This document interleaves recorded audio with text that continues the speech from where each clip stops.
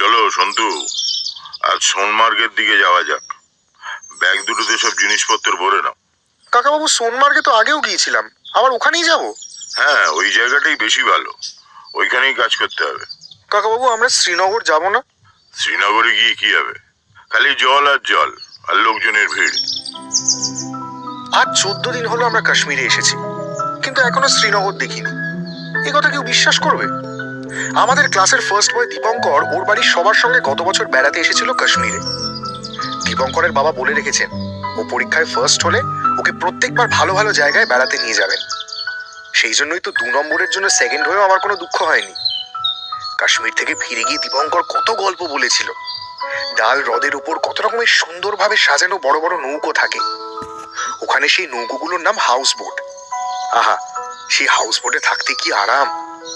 রাত্রির বেলা যখন সব হাউস বোটে আলো জ্বলে ওঠে, তখন মনে হয় জলের উপর মায়াপুরী বসেছে।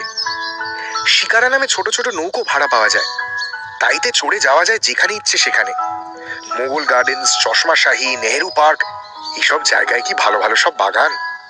দীপঙ্করের কাছে গল্প শুনে আমি ভেবেছিলাম যে শ্রীনগরই বুঝি কাশ্মীর। আর এবার কাকাবাবু যখন কাশ্মীরে আসবার কথা বললেন, কি আনন্দই যে হয়েছিল আমার। কিন্তু এখনো আমার কাশ্মীরের তো কিছুই প্রায় দেখা হলো না। 14টা দিন কেটে গেল। কাকাবাবুর কাছে শ্রীনগরের নাম বললেই উনি বলেন, ওখানে গিয়ে কি হবে, বাজে জায়গা, শুধু জল।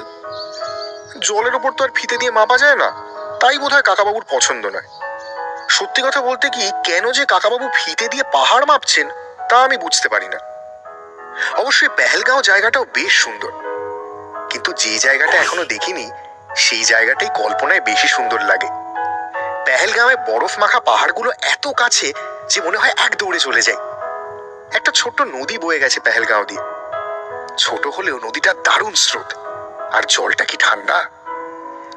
পেহেলগাঁওয়ে অনেক দোকানপাট, অনেক হোটেল আছে। এখান থেকেই তো তীর্থযাত্রীরা অমরনাথের দিকে যায়। অনেক সাহেব মেমেরও ভিড়। যারা আগে শ্রীনগর ঘুরে পেহেলগাঁওয়ে এসেছে, তাদের মধ্যে অনেকে বলে যে শ্রীনগরের থেকে পেহেলগাঁও জায়গাটা নাকি বেশি সুন্দর।